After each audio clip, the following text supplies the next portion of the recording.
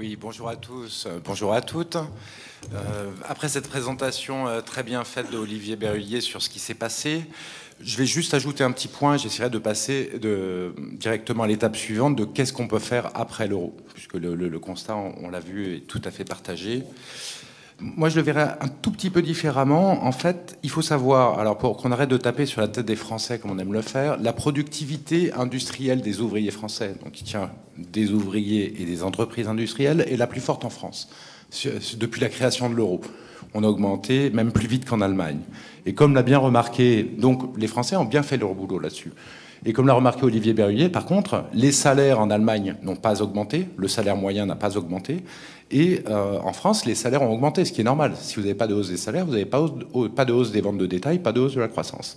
Donc en fait, on y a perdu. Il y a eu effectivement un problème de coût du travail, entre guillemets, c'est-à-dire que le coût unitaire du travail est devenu plus cher en France, a augmenté en France par rapport à l'Allemagne, tout simplement parce que les Français ont vu leur salaire augmenter, ce qui est absolument normal. Une dernière petite chose, en quel état on est maintenant? Évidemment, l'industrie est partie pour l'Allemagne. Toute l'industrie, l'Italie s'est désindustrialisée de 30%, l'Espagne de 30%, la France un peu moins, plutôt 15-20%, et toute l'industrie est partie en Allemagne et a été attirée là où les coûts du travail sont le plus faibles. Voilà, donc effectivement, on pourrait faire des solidarités pour compenser ça. Moi, je ne suis pas tout à fait d'accord sur le terme. Effectivement, il faudrait des solidarités très importantes, mais on se retrouvait avec quoi? On se retrouvait avec la même situation qu'en Italie du Nord, en Italie du Sud. Une partie de l'Italie du Nord qui est devenue la plus riche et qui sponsorise une autre partie de l'Italie du Sud qui est devenue la plus pauvre.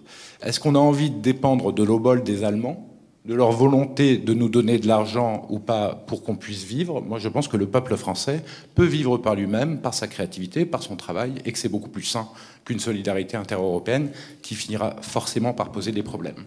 Voilà pourquoi moi j'éloignerais la solidarité, même si les Allemands voulaient le faire, je pense qu'il vaut mieux le refuser pour avoir nous-mêmes nos propres richesses qu'on crée sur notre propre sol et qu'on ait une vraie autonomie. Alors, on va passer maintenant à l'étape d'après. Donc, je vais passer sur le... Monsieur Asselineau a tout à fait remarqué que les médias travaillaient sur la peur, pour faire peur aux Français de sortir de l'euro. Puisque maintenant, les Français sont assez convaincus que l'Europe est mauvaise pour la situation de la France. Il y a eu un sondage CSA qui a montré que 58% des Français pensaient que c'était mauvais, l'Europe était mauvaise pour la situation de la France, et 14% qui pensaient que c'était bon. Donc, on voit que le rapport de force devient absolument énorme pour dire que l'Europe est un problème pour la France. Alors, justement, en face de cette évolution de la psychologie des Français face à l'Europe, on a voulu nous faire peur. Alors, je vais faire deux préalables avant de parler de ce qui se passerait si on sortait de l'euro. C'est ce problème d'explosion de la dette publique dont on nous parle. La dette publique française va exploser si on sort de l'euro.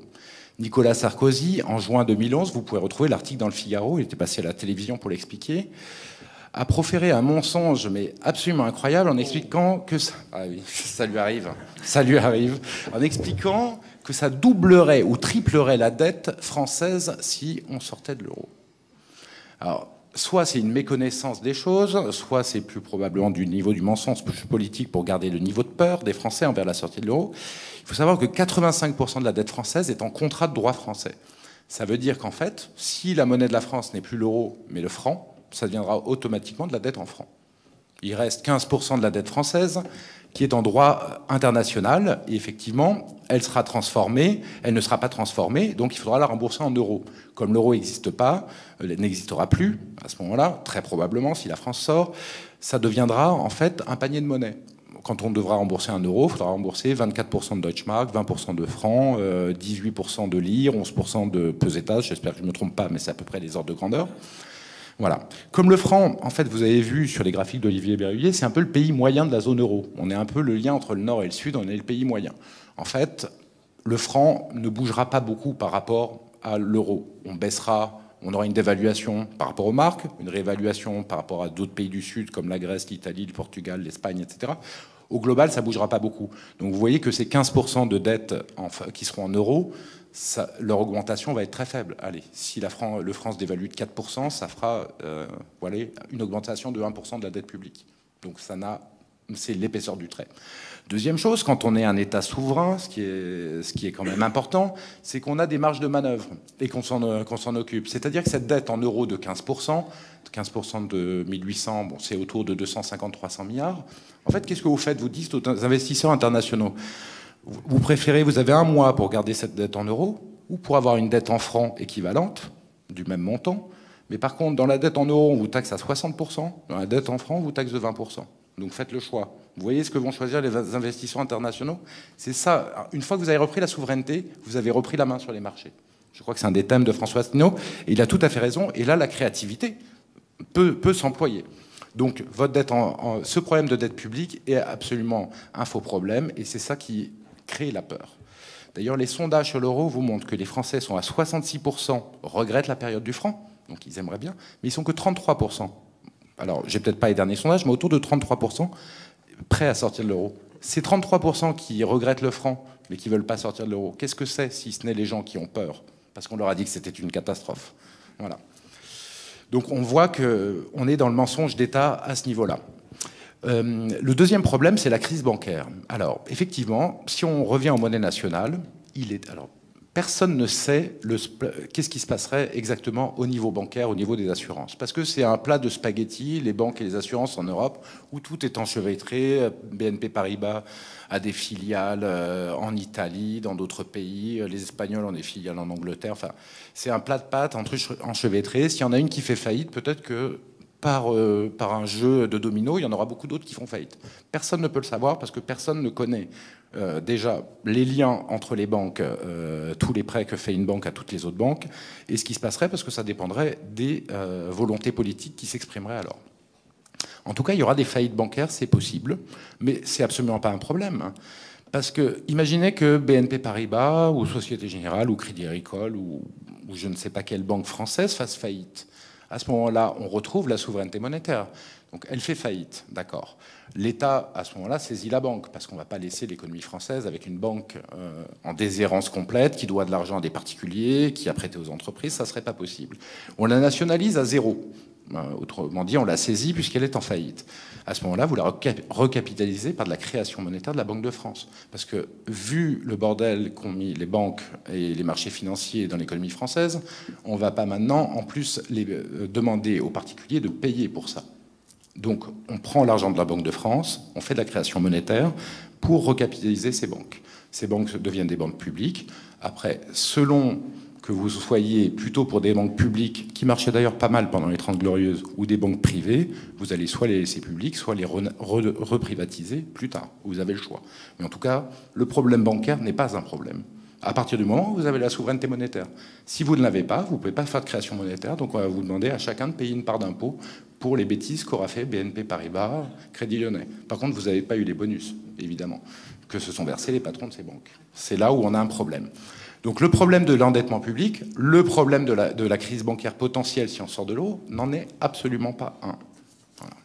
Donc la peur, il ne faut pas l'avoir. Alors maintenant, est-ce que ça aurait un effet positif ou négatif au niveau de l'économie du pays? Ça peut avoir des effets sur d'autres sujets, mais regardons l'économie du pays. On a fait une étude avec Jacques Sapir qui s'appelle « Les scénarios de dissolution de l'euro ». Donc, qui veut justement, dont le but est de regarder l'effet économique en cas de sortie de la zone euro, pays par pays.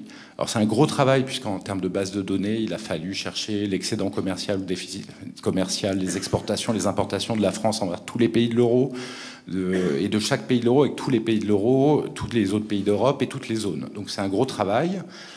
Et on a pris les élasticités de Natexis qui permettent de savoir que quand il y a une dévaluation de monnaie, de 25% par exemple du franc, qu'est-ce que ça va faire sur les exportations ou les importations? C'est les chiffres de Natexis, qui est une banque qui n'est pas spécialement favorable à la sortie de l'euro comme toutes les banques. On a fait un modèle tout simple, robuste, et je vais vous en donner les résultats, et vous verrez que vous êtes tout à fait à même de comprendre ce qui se passe, c'est assez simple. Le premier effet, en fait, quand il y a une sortie de l'euro, c'est qu'il va y avoir toutes les monnaies qui vont se réaligner. Il y aura des dévaluations et des réévaluations. Et évidemment, le Deutsche Mark va s'apprécier. À peu près tout le monde est d'accord pour dire que c'est autour de 25-30% par rapport au franc. La lire va se déprécier. Donc, par rapport au franc, ça sera 10%, quelque chose comme 10-15% maximum. La pesette, pareil. Donc, vous aurez le marque tout en haut, en termes de parité. Le franc en dessous, qui aura baissé de 25%, etc. Donc, vous voyez tout de suite que le problème du coût du travail, il est réglé. Le problème du coût du travail de la France par rapport à l'Allemagne, eh ben, c'est immédiatement 25% de baisse du coût du travail français par rapport à l'Allemagne. Sans que vous verrez, on y perde beaucoup en pouvoir d'achat. Alors, qu'est-ce que ça va créer? Puisque le coût du travail français, en fait, et le coût des exportations françaises va baisser de 25% par rapport aux marques et probablement par rapport au dollar. À ce moment-là, vous allez avoir une envolée des exportations. C'est ce qui se passe systématiquement. Et vous allez avoir une substitution d'importation par de la production locale. Imaginez une Volkswagen produite en Allemagne, elle vaudra 25% plus cher toute chose égale par ailleurs, qu'une Peugeot produite en France à ce moment-là. Est-ce que les gens vont continuer à acheter des Volkswagen 25% plus cher? On peut en douter. Donc ça va être absolument favorable. On a calculé, avec les élasticités, que ça représentait à peu près 65 milliards d'euros d'exportation en plus et d'importation en moins pour la France, en étant très très conservateur. Ce qui veut dire que le problème de la balance commerciale française est déjà réglé. Il n'y a plus de déficits commerciaux, comme il n'y en avait pas d'ailleurs en 98, on était en excédent avant l'entrée de l'euro. Si vous regardez, donc c'est 32 milliards d'euros, la moitié sur un an, ça vous fait 1,7% de croissance en direct, juste à cause de ça. Derrière, il va falloir investir, il va falloir payer des salariés qui eux-mêmes vont consommer. Ça va vous doubler sur 1,7% de croissance. Vous avez 3,4% de croissance minimum en étant conservateur en France, la première année et la deuxième année. Ça va vous faire des recettes fiscales. Vous appliquez un coefficient et vous voyez automatiquement que vous avez 30 milliards d'euros de recettes fiscales. Donc votre problème de déficit public, il est déjà très largement réglé. Vous allez avoir aussi des créations d'emplois, au moins 500 000 créations d'emplois, puisqu'il y a des créations d'emplois au-dessus de 1,3% de croissance, au-dessus des gains de productivité, vous avez des créations d'emplois. Vous arrivez à 500 000 créations d'emplois par an pendant 2 ans au minimum. En plus de ça, vous avez le retour de la possibilité de faire de la politique économique, puisque vous sortez de l'euro. Donc les 30 milliards de recettes fiscales, qu'est-ce que vous en faites? Vous en épargnez 10 d'un côté, et les 20 autres milliards, vous les réinjectez dans l'économie. Par exemple, vous faites une politique où vous bonifiez les taux de prêt pour l'investissement des entreprises. Ce qui va faire que vous allez avoir le multiplicateur budgétaire, mais à l'envers. Au lieu de ce qui s'est passé en Espagne, on baisse de 1% les dépenses publiques et on obtient 1,5% de baisse du PIB, et bien vous allez augmenter de 1% vos dépenses publiques, tout en baissant votre déficit, et vous allez augmenter de 1,5% votre PIB. Par ces mécanismes-là, vous avez 5% de croissance. Ce qui est énorme, et pour des Français qu'on a incités à résigner, c'est quelque chose d'énorme. Et vous aurez, si vous avez 5% de croissance, vous aurez environ 1 million d'emplois par an de créer pendant 2 ans. Donc vous réglez quand même potentiellement beaucoup de problèmes. Et une fois que vous avez créé vos 2 millions d'emplois, est-ce que vous pensez que vous aurez des déficits de la sécurité sociale? Parce que le déficit de la sécurité sociale, c'est parce qu'il n'y a pas de cotisation sociale. Il y a de moins en moins de gens qui travaillent. Les déficits de Pôle emploi aussi, pareil, finalement, tout le monde les paye. Le fait qu'il n'y ait pas de gens qui travaillent et à Pôle emploi, le fait que les gens ne payent pas d'impôts, on est obligé de les aider avec des allocations. Donc vous avez en fait un mécanisme vertueux qui se recrée. Alors, pour aller vers les autres pays, alors les pays du Sud, en fait, très simplement, où il y aura des dévaluations, vont en profiter. L'Espagne, l'Italie, le Portugal, la Grèce. Même chose que la France, et les pays du Nord, comme l'Allemagne, vont avoir des gros problèmes. Vous savez que les ventes de détail en Allemagne n'ont pas augmenté depuis 13 ans. Donc ça veut dire, si vous regardez les ventes de détail en Allemagne, elles sont stables depuis 13 ans. Ce qui veut dire qu'ils ont effectivement, comme dit Olivier Berrulier, mangé toute la croissance à l'extérieur, par le commerce extérieur et les investissements qui sont liés. Il y a eu 0% par la croissance de la consommation allemande, de ce point de vue-là. Donc l'Allemagne va repayer ça et avoir une récession qui sera assez forte, autour de 2% au minimum sur la période. Voilà. Alors, une dernière chose que je n'avais pas précisé, quel sera le taux d'inflation? En fait, le taux d'inflation global, il sera autour en France de 4-4,5%. Sachant que l'inflation, alors on ne va pas rentrer dans des débats, mais n'est pas forcément une mauvaise chose. Parce que plus d'inflation, l'inflation, qui est-ce qui intéresse qu'il y ait une inflation faible? C'est le rentier. C'est le propriétaire de plusieurs biens immobiliers. C'est pas le peuple, ça érode effectivement la dette publique, derrière un peu d'inflation, une inflation raisonnée, et ça érode les prix de l'immobilier. Donc c'est plutôt une bonne chose pour les autres. Voilà, alors un rappel, il y a eu la séparation, un rappel pour montrer qu'effectivement il n'y a pas un risque forcément important. Moi je vous l'ai montré en théorie, mais en pratique, il y a eu la Tchécoslovaquie, qui, en quelle année, M. Asselineau, vous qui avez meilleure mémoire des dates, s'est séparée au niveau monétaire? En 1993, je crois. D'accord. D'accord, merci beaucoup. Donc il s'est séparé, c'était un pays tout à fait, en fait, qui était vraiment un pays, et il s'est séparé en deux parties, et ils ont séparé leur monnaie. Est-ce que vous avez entendu parler du moindre problème sur cette séparation monétaire en Tchécoslovaquie? Alors que c'était un pays, à tout niveau, tout était lié, l'administration, etc. Ils ont réussi à séparer de façon monétaire et de toutes les autres façons sans qu'il y ait le moindre problème économique. Voilà, donc une dernière partie, c'est la vie après l'euro. Alors au niveau plus théorique, enfin pas plus théorique, plus politique, c'est la possibilité d'avoir une politique monétaire. La possibilité d'avoir une certaine marge de manœuvre économique, sachant que la politique commerciale, qui est quand même très importante, restera faite à Bruxelles, si on sort que de l'euro. La politique industrielle aussi est impossible à faire tant qu'on reste au niveau européen. Donc ça donne une certaine marge de manœuvre, quand même économique. Autre chose très importante, c'est que la politique de la France ne sera plus à corbeille. Moi, je suis un ancien des marchés financiers, mais je ne pense pas que la politique économique doit se faire à la corbeille, certainement pas. Parce qu'en cas de crise sur les marchés financiers, que se passera-t-il? La Banque de France aura le droit de prêter à l'État français. Donc les financiers seront pieds et poings liés devant l'État. S'ils ne veulent pas prêter à l'État français, s'ils ne veulent pas faire fructifier leur argent, c'est la Banque de France qui ira le faire. Et donc rien que cette menace, d'ailleurs, suffit à empêcher que les financiers arrêtent de prêter, et ça les oblige à prêter à un taux raisonnable. Donc ça, c'est très important. La politique de la France, comme le disait De Gaulle, ne pas se faire à la corbeille. Il y a aussi une possibilité d'utiliser la politique monétaire pour faire de la relance quand on en a besoin, pour créer des infrastructures publiques. Alors des infrastructures publiques, c'est peut-être pas de bétonner la France maintenant, mais c'est peut-être de partir vers la transition énergétique. Faut savoir, alors il y a une désinformation à ce niveau-là qui est absolument fantastique, mais que le prix de l'énergie solaire sur des grandes surfaces, c'est quasiment le même prix, le coût au kilowattheure, que le coût de l'EPR. Après, chacun a le droit de choisir s'il préfère l'énergie nucléaire ou l'énergie solaire. Les Français ont le droit de choisir.